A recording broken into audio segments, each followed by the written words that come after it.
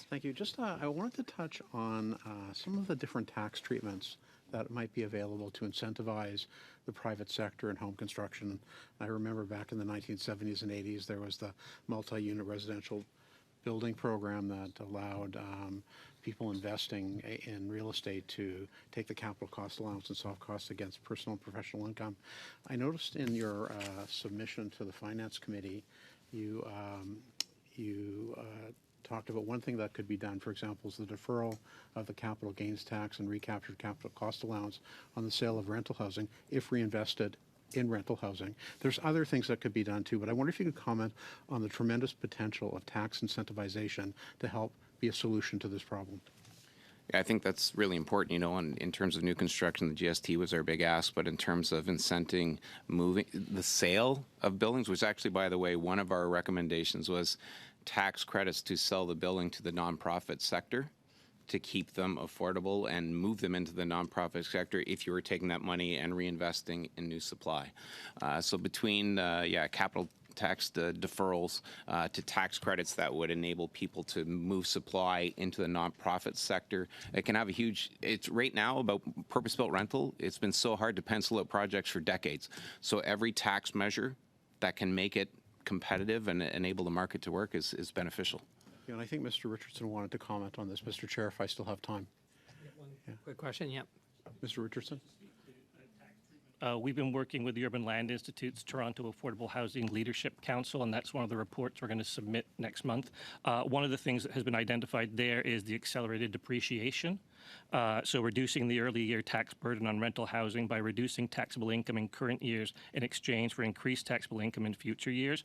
I'm not a tax lawyer, so I can only pass on what's going to be that recommendation, but in the same way the HST helped, in the same way this accelerated depreciation might help, we need every tool. We need the Swiss Army knife approach to solve the housing crisis. Thank you. MP Morantz. And now for the final 2 minutes, MP Baker. Thanks, Chair. I'll direct my questions to Mark Richardson from Housing Now. First of all, could you speak to, recently the Government of Canada announced that we were removing the GST on the construction of new rental housing. Can you talk about what the impact of that is? So as I was speaking to earlier, removing the GST, our calculation for a City of Toronto project, about 200 units, about 600 square feet per unit, it works out to about, if the province joins in with you, about $48,000 per unit is saved through that tax treatment. But there are some things that there are projects underway right now that aren't going to qualify for that tax treatment because it's only for new projects, not projects that are already sort of in the pre-build phase. So rolling back that date, we know there are big projects in Toronto right now that don't pencil, that will either be canceled or will flip to condo versus being purpose-built rental. So sliding the date back as much as possible will be appreciated. Okay. And has the province joined in on that? They said they were going to, but I don't think they've actually passed the regulations yet. They've been busy with other things at the Housing Ministry in the province of Ontario. Understood. Understood. Hopefully they do. Could you speak about what the impact of that, dates aside for a moment, the impact of the government's decision to remove the GST on the construction of new rental housing? What is the impact ultimately of those cost savings? It makes projects more viable. The challenge is that $48,000 a door that we're now saving, when I talked about the acceleration, if we'd had it in 2016 when the costs were lower, when interest rates were lower, it would have been more valuable.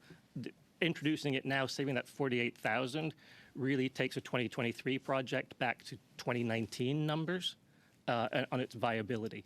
So it's one of the tools in the Swiss Army knife, but all you're doing is sort of counteracting the increase in interest rates and increases in construction costs.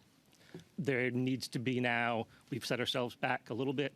How do we find other tools to improve and incentivize? I often wonder what we could accomplish if we could go back in time and. Yeah. We could accomplish a lot, but thank you, MP Baker. We'll have to think about that. We want to thank our housing experts, our witnesses that have come before our committee for this study on housing. Your many answers to the many questions will help inform this study. We thank you so much on behalf of the committee members, the clerk, the analysts, the interpreters, and everybody else here. Thank you very much. And that will adjourn our meeting, members. Thank you.